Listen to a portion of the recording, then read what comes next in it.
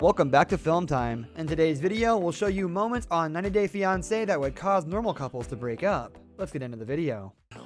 When Paula meets Russ's family, his dad seems very welcoming and is as kind as one can expect, but his mother, on the other hand, is highly condescending, and if I were in Paula's shoes, I may be tempted to fight. Now, there's a lot that bothered me about the scene, but specifically it's the way Russ seemed to not realize how biased he's being when his mother says that she had explicitly told him not to go abroad and find a woman and then bring her back. She doesn't look happy with Paula coming back with him, and instead of sticking up for his fiancée, Russ goes on and on about a look that Paula is giving. Now, in my opinion, focusing on her look of anger is not justified because she has every right to be upset. Russ's mother is attacking her when her anger should be directed at Russ. He mentions a strong personality emitting from his fiancée, even though all she's done is make an irritated face. Guys are just trying to spend one night with you and then just going away. For us, completely different. I never date with someone like him. He's a gentleman, so I'm a lucky girl.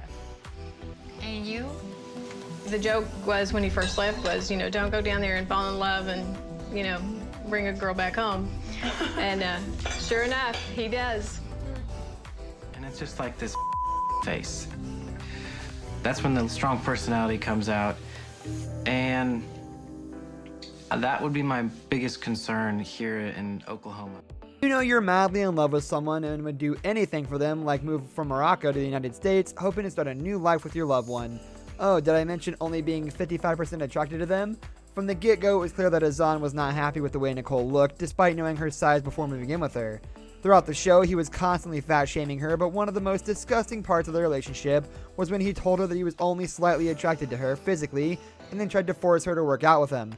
Nicole, being an independent woman, agreed to doing what made him happy, but she also still continued to be confident in herself. When the gym life didn't suit her, she was vocal about it and asked Azan outright if he had issues with her weight, and if he did, he should never agree to marrying her. Clearly, Azan is a gold digger of some sort who's always been using Nicole for fame and access to the United States, which is unfortunately apparent for many couples on 90 Day Fiancé. Nicole has a heart of gold, and it's upsetting that the first things Azan did when they finally met is make her feel less than or uncomfortable with her body.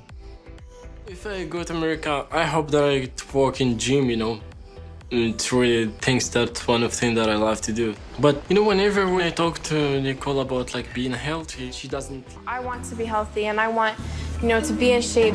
This is what I want. I want this for me. So how you feel? You can breathe?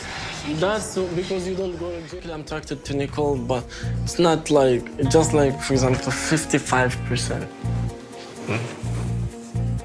Because I always want my wife to go to the gym with me.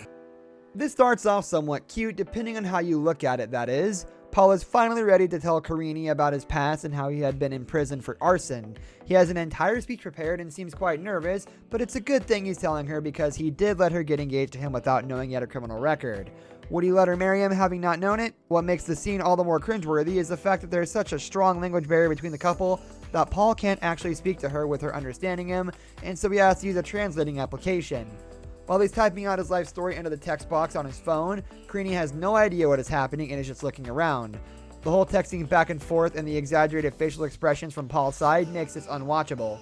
The production crew even added dramatic music for effect, but kept the majority of the scene silent, which just makes it even more worse. Paul says he's sorry about 4 times before beelining for the bushy area where the cameras and Karini couldn't follow him. He even says that she doesn't deserve damaged goods, yet he allowed her to get engaged to him before letting her know that he may never actually be able to have a decent job due to his criminal record. She uprooted her entire life for this man, who was clearly lying to her. Paul doesn't emerge for a while doing God knows what. My own house, burning my own personal property, and spent about 18 months in jail.